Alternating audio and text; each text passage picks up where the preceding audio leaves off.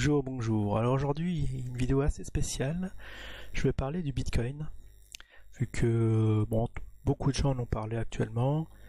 Et c'est juste une petite vidéo introduction parce que oui, j'ai une idée d'une petite vidéo que j'allais la faire, mais je me suis dit personne va rien comprendre. Du coup, je vais juste faire celle-là en introduction pour savoir un peu de quoi il en retourne. Alors, notamment pour ceux qui n'ont jamais entendu parler. Alors, le Bitcoin, qu'est-ce que c'est? Oui, c'est vraiment la révolution. C'est une révolution technologique, philosophique, économique, politique, religieuse et sociale. Franchement, si vous êtes passé à côté de ça, je vous invite à vous documenter sur ce sujet parce que franchement, c'est la grosse révolution comme a pu l'être l'Internet dans les années 2000. Alors qu'est-ce que c'est? Bon, avant toute chose, c'est une monnaie électronique. Il y en a qui disent aussi crypto-monnaie. Bon, il y en a qui disent, ceux qui s'y connaissent le moins, monnaie virtuelle, mais elle n'a rien de virtuel vu qu'avec vous pouvez faire des choses. Hein. C'est pas, je sais pas, les sous que vous gagnez dans Farmville ou je sais pas dans Clash of Clans. Non. C'est vraiment une véritable monnaie. Alors en tant que monnaie, qu'est-ce que c'est qu'une monnaie hein, si on veut remonter vraiment au fond du sujet, une monnaie c'est juste un moyen d'échange. Hein. Vraiment, je vous dis ça superficiellement, c'est un peu plus compliqué que ça, mais voilà, tout moyen d'échange est une monnaie. Alors, elle imite un peu les vraies monnaies qui sont censées être rares au bout d'un moment, comme les matières premières, l'or, le pétrole, etc. C'est limité à 21 millions d'unités. Où ce qu'on en est actuellement, je pense qu'on doit être un peu plus que la moitié. Donc il y a une date de fin théorique, enfin de rarification théorique, qui font que cette chose ont de la valeur. Alors c'est la première crypto-monnaie, c'est le leader. Donc vraiment le leader dans son genre, les autres on les appelle les altcoins. Mais franchement, quand on parle du Bitcoin, c'est vraiment les premiers, comme a pu l'être Coca-Cola. Même ils sont toujours leaders. Donc, quand on parle crypto-monnaie, vous pensez tout de suite à Bitcoin. Alors, c'est une valeur refuge entre guillemets, parce que c'est pas franchement comme peut être une véritable valeur refuge telle qu'elle peut l'être l'or. Une valeur refuge, c'est-à-dire quand il y a en cas de crise majeure. Comme on va le voir, on peut vraiment planquer ses sous dans les cryptos, dans le Bitcoin. Alors les origines assez, on sait pas trop qui a au jour d'aujourd'hui. C'est Satoshi Nakamoto qui aura inventé le Bitcoin. Bon, c'est bien lui, mais on sait pas qui c'est. C'est ça la particularité. Donc au départ, on pensait que c'était un gars, un japonais. Puis il s'est pas manifesté. Donc il y a eu plusieurs rumeurs. Ça peut être un consortium d'entreprises. Là dans le moto, je crois qu'il y a Toshiba, dans le taux de Nakamoto, il y a Toshiba et après les d'autres entreprises japonaises, il me semble. Alors donc l'idée aurait germé. Alors je dis de mémoire, je pense en 2008.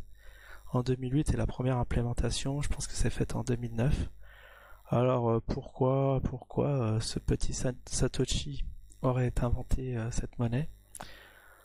Il y a eu des rumeurs aussi. À un moment, c'était qui a surfé sur la vague, c'était Elon Musk, donc le président de Tesla, qui aurait dit il a levé le doute dernièrement. Enfin, il y a plus d'un mois, ce serait un Belge. Mais actuellement, il y a un procès qui est en train de se faire. Il y en a un je crois un Américain, ou je sais pas qui, mais en tout cas le procès est aux États-Unis, qui se revendiquerait comme étant l'inventeur du Bitcoin. Bon, j'ai pas trop suivi. Bon, vous pouvez toujours voir sur le net. Hein. Glouglou est ton ami pour voir ce qu'il en est dans le détail. Mais là, je voudrais vraiment faire une petite présentation superficielle, donc je vais pas rentrer. Je vais même pas rentrer du tout dans le détail. Donc c'était pour répondre à la crise financière de 2008. Donc souvenez-vous, 2008-2009, où les banques mondiales ont vacillé, hein, surtout notamment en France. Souvenez-vous de l'affaire Kerviel, des choses comme ça, où les banques ont failli couler. Heureusement, notre ami Sarko était là pour renflouer les banques, hein, sinon on a voulu vraiment éviter la catastrophe des années 20, 19-20, où le système, bah oui, la crise de 29, même c'est 29, hein. Bon, ça a commencé 10 ans avant, mais vraiment l'effondrement s'est fait en 1929, où les banques sont coulées, du coup qui a entraîné l'économie mondiale avec. Alors bon, bah crise financière, hein, bon, vous savez tous, vous pouvez vous reporter dans vos livres d'histoire. Je pense que c'est toujours enseigné, hein. Enfin je l'espère, hein. Dans les écoles, enfin dans le collège-lycée. Pour nous c'est évident, hein, pour ceux qui ont étudié ça, mais peut-être qu'il y en a qui savent pas. Il y a eu une crise majeure et peut-être que la prochaine pourrait être bien pire de ce qui est arrivé dans le passé. Mais en tout cas, l'idée étant que bon, si au jour d'aujourd'hui les banques étaient amenées à couler, eh bien on pourrait avoir un peu de crypto, un peu de Bitcoin. Alors c'est un modèle décentralisé qui est basé sur la blockchain. Stricto sensu, qui veut dire une blockchainée. Bon, j'entrerai pas dans le détail aussi, j'ai mis un petit dessin en bas. Voilà, ce sont des blocs qui font référence sur un bloc à la précédente bloc, au bloc précédent et au bloc suivant, qui forment au total une chaîne. Et chaque bloc contient une info spécifique, par exemple une transaction, hein. Par exemple, je fais un virement à un tel ou à un tel et qui a fait la transaction. Et ça, c'est de façon totalement anonyme. On a vraiment pas. C'est juste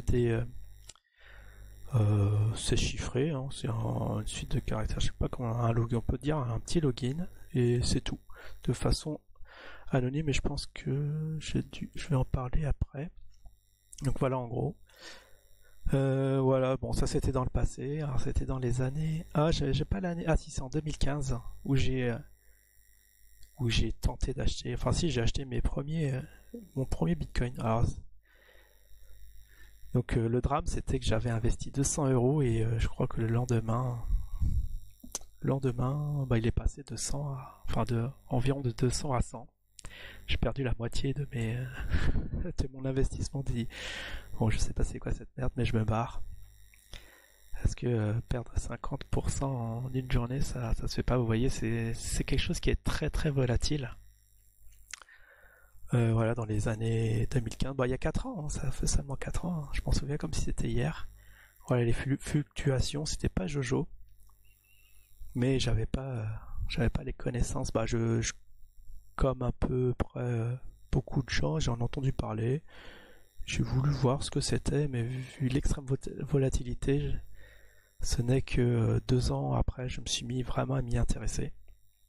En 2017. Alors, est-ce que j'ai un autre graphique? Non, j'ai pas de graphique. Mais c'est en 2017 où il a explosé. De toute façon, justement, ça va être le sujet de ma prochaine vidéo. Qui a atteint les 16 000 € hein, de mémoire. Actuellement, on doit être à 8 000, 9 000. Donc vous voyez, ceux qui ont acheté... Ah, et au départ, le truc le plus fou, c'est qu'il cotait moins d'1 centime. Ça veut dire qu'il y avait moyen d'en posséder 1000, 10 000. Voilà, un petit investissement de 1000 €. Aujourd'hui, vous aurez la bagatelle de 1000 bitcoins qui représenterait 9 millions. Alors pour ceux qui ont attendu, et encore, c'est pas le point haut, parce que c'était vraiment en 2017 qu'il fallait tout revendre, mais bon. Comme on ne présage pas de l'avenir, franchement, si on arrive à détecter aujourd'hui le prochain boom, c'est comme en 2009. En 2009, si vous aviez acheté des actions, même dans des actions, vous achetez 100 € de Microsoft, vous auriez aujourd'hui, je dirais, un demi-million, un truc comme ça.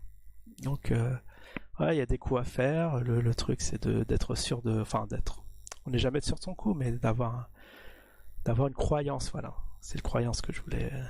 c'est le mot que je cherchais. Avoir la croyance en une chose. Puisque la croyance, ouais, voilà, c'est certain d'une chose, mais t'en as pas du tout la preuve. Et c'est ça le problème. Si vous avez vraiment une croyance forte sur une crypto ou quelque chose qui vous pensez que ça va boomer dans les 10 années à venir, eh ben investissez un peu de sous là-dedans et laissez couler. Ça c'est vraiment le petit conseil le petit conseil financier du jour. Alors les cryptos. Bon, les cryptos, bon maintenant il y a beaucoup de paires, hein. Il y en a, il y en a, à un moment il y en avait 1500. Je pense qu'on est passé, on doit être dans les 600-700 actuellement. Il y en a plein qui ont coulé, hein, bien sûr. Mais actuellement, il y a le XRP, le Ripple, qui est centralisé. Bon, concrètement au Bitcoin, qui est vraiment décentralisé, ça veut dire s'il y a un nœud de la chaîne, bon, ce que j'appelle nœud, c'est un ordi, hein. Chaque ordinateur est sa propre banque, donc s'il y a une banque, un ordi qui fait faillite, enfin qui crache, il y a toujours, les infos sont toujours stockées dans les autres nœuds. Contrairement à actuellement, votre argent est stocké dans une banque et si elle est amenée à faire faillite ou si le petit banquier met un zéro sur votre compte, eh bien vous n'avez plus rien. Alors voilà, le XRP, c'est un peu ça. Comme c'est centralisé, c'est un peu chelou et c'était créé par les banques. Donc il a bien pris de la valeur et actuellement il vaut dans les 20 centimes, je crois 24 centimes. Le dernier jour, j'ai dû le voir. Ouais, j'ai dû le voir ce matin même pour voir où ce qu'il en était. Ouais, c'est pas fameux. Mais il y en a qui croient peut-être que les États vont se rabattre dessus, interdire le Bitcoin, et c'est le XRP qui prendrait de la valeur, et c'est sur le cheval sur qui miser. Qui sait? Nous n'avons pas la main dessus.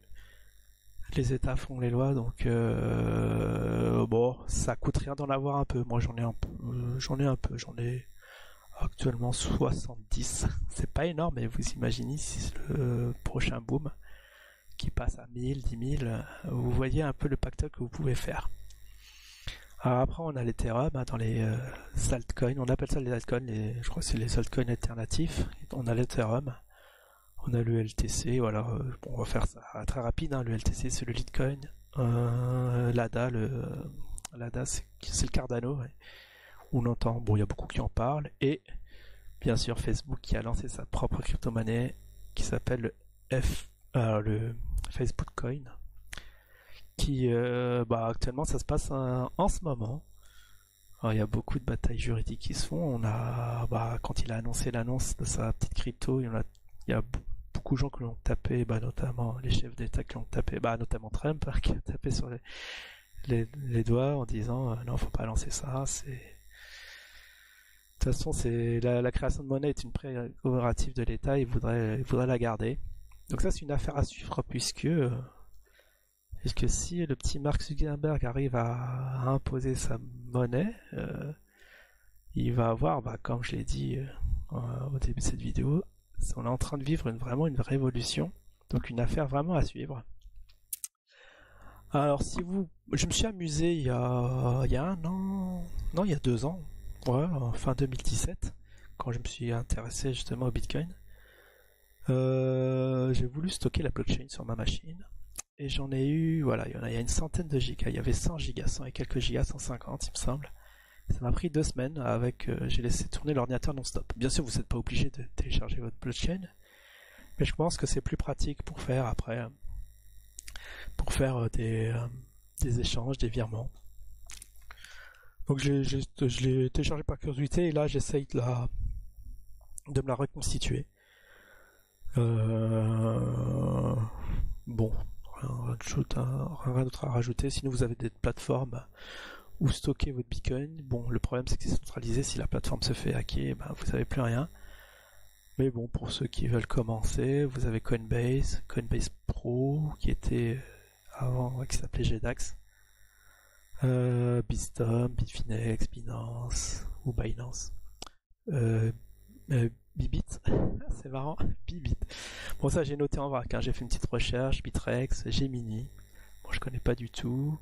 Sinon, vous pouvez investir via des CFD, via des brokers,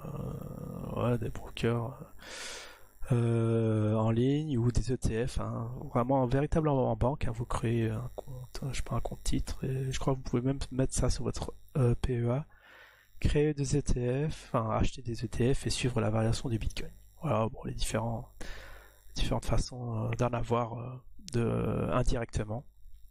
Directement sur Coinbase, vous avez vraiment vous investissez vraiment sur cette monnaie.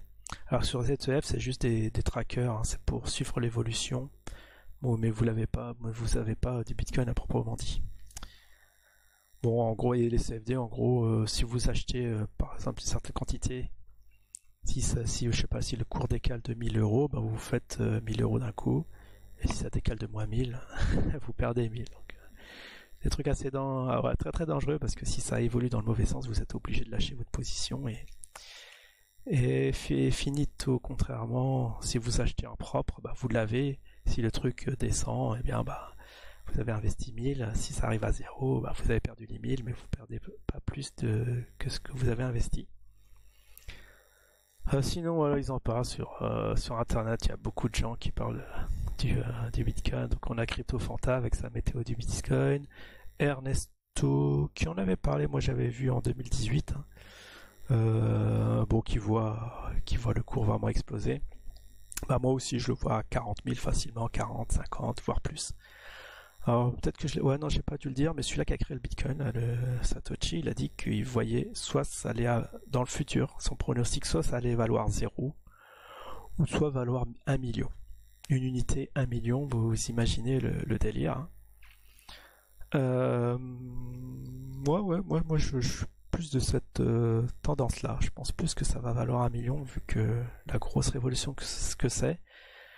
Mais bon, la majorité des gens, bien sûr, le voient à 0. Donc Ernesto avait investi dans Bitcoin, il s'est acheté sa baraque avec. Je pense qu'il a fait un bon coup. Ernesto, je sais plus sa chaîne. Je crois que c'est... je sais plus le nom de sa chaîne. Sinon, il y a Joachim de Padawan BHD. Lui aussi très calé, bon, notamment en géopolitique. Mais bon, qui connaît le Bitcoin sur le bout des doigts. Si on a les locaux, bon, ça c'est plus un détracteur du Bitcoin, mais bon, je pense qu'il va commencer à se poser des questions, puisque il avait invité Jim le meilleur cette semaine. Il en a parlé sur sa chaîne, mais bon, pour l'instant il est... Bon, moi aussi, bien sûr, ça me pose un problème, cette histoire de Bitcoin, c'est que dans l'avenir, bon, là, il y a des États qui voudraient faire disparaître la monnaie papier. Il y a 4 ans, ils avaient annoncé fin 2019 qu'en France c'est fini, on payerait tous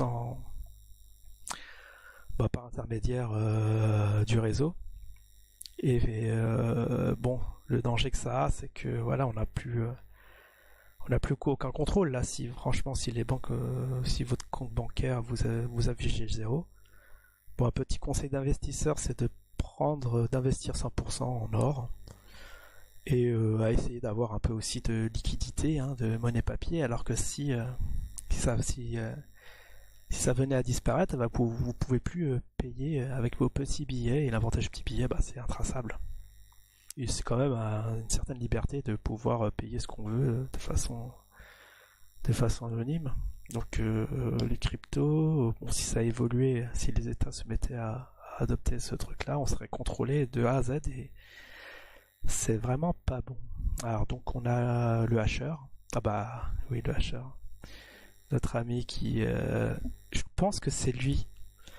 C'est lui, c'est la première fois où j'ai entendu parler du Bitcoin, c'est via ses vidéos au tout départ. J'étais tombé dessus parce que je voulais à l'époque miner. Et bon, il donnait les tips pour pouvoir miner. Il a fondé sa société de minage, et voilà, il a trouvé le bon filon. On va pas faire des biographies de tout le monde, hein. On va aller un peu plus vite, parce que là, non, je voulais pas faire un truc très long. On est déjà à 20 minutes. Bon, on a Benjamin Crypto Unit qui fait de l'analyse technique, on a Pierre Jovanovic, qui en parle, qui voit pas du tout d'un bon œil. Frédéric Froment, Xavier Niel, je crois le patron d'Imbricable, hein, qui recommande cette crypto, plus des algos de trading. Il avait noté il avait parlé d'une combine aux infos, hein, c'est même passé à la télé. Bon, je vous laisse vous de commenter dessus. Et langue de geek, ou geek, j'ai du mal, geek, c'est langue de geek, qui est pro crypto, to the moon, etc., qui le voit vraiment flamber vraiment très haut. Alors, après dans les boutiques. Bon, je vais aller plus vite sur la fin parce que je pensais pas être aussi long sur cette petite intro. Alors, si vous voulez acheter, enfin, si vous voulez avoir un portefeuille électronique, vous allez sur blockchain.info. Là, on va vous donner une clé publique, une clé privée. Vous stockez ça sur sur papier, et ça y est, vous pouvez transférer de l'argent dessus et avoir vos premiers prix Bitcoin. Oui, avec alors qu'est-ce qu'on peut payer avec le Bitcoin? Bah, actuellement, vous pouvez verser sur des sites. Il y a VCI qui accepte que de la crypto, il me semble, pour vous acheter des packs. Bon, ça c'est un site particulier. Il y a Amazon. Oui, bon, Amazon, j'ai essayé de regarder pour voir s'ils acceptaient les bitcoins, mais c'est un peu bizarre. Ils disent qu'ils n'acceptent pas pour le moment le règlement en bitcoin, mais ça ne vous empêche pas de vous payer en bitcoin. Bon, vous avez juste à approfondir le sujet, mais bon, ça va venir. De toute façon, c'est pas maintenant, ça va venir. Bon, il y a le commerce. Bah, oui, j'avais appris qu'en en Allemagne, il y a les fast-food. Je crois que c'est pas. Bon, on va pas faire de pub. On va pas faire de pub. Qui acceptent d'être payés en bitcoin. Bon, ça va venir en France incessamment sous peu. C'est pour ça que je fais ces vidéos, parce que je pense que quand elle va devenir très très vite obsolète. Ah oui, alors là, j'en ai parlé à Elon Musk, qui pourrait être ça c'était voilà, c'était en 2017. Alors les risques. Ah oui, bon, ça, je pensais pas que j'avais fait un slide dessus. Voilà, ça peut valoir 0 ou 1 million. Hein. Ça peut donc faire un gros flop ou vraiment cartonner. Ça a vraiment un intérêt pour les États, hein, cette histoire de crypto, parce qu'ils peuvent déjà actuellement c'est taxé. Tous vos plus-values sont taxés à 30%. Et comme ils ont un monopole, bah, ceux qui produisent quand même l'électricité, ils sont un peu actionnaires à 87% d'EDF. Donc ils vont pousser dans ce sens-là, hein, comme ils ont un intérêt. Bon, alors, en Chine, c'est chaud, il y a eu des nouvelles comme quoi c'est chaud pour les cryptos, il y a plusieurs sociétés qui ont été fermées. En Inde, alors c'est Ami Kabash qu'on a parlé, où il a fait sa vidéo en Inde, 10 ans de prison pour avoir traité la crypto, et l'ami Pixel m'a dit qu'en Maroc c'était totalement interdit de détenir des crypto-monnaies. Arrêt du papier, ouais, ça j'en avais parlé, pareil, en 2017, enfin il y a 4 ans, c'était même, hein, où ils annonçaient la fin des... mais bon, on n'y est pas encore. Hein, ils ont repoussé ça, je sais plus, à 2021, fin de la monnaie papier. Donc le problème de la crypto, du Bitcoin, notamment, c'est sa forte volatilité. Hein, vous pouvez voir. Enfin, ça va être le sujet de la prochaine vidéo. Voilà, l'électricité, très gourmand en électricité, qui peut poser des problèmes écologiques, etc. Et les plateformes qui sont fait hacker, j'en ai parlé. Ah bah c'est bon, c'est fini. Bah alors en conclusion, si ça venait à se concrétiser, toute cette histoire-là, on va regretter notre monnaie papier. Hein. Alors, tout ce que vous voyez là, ça va disparaître, hein, les liasses de billets accumulées durement dans les coffres.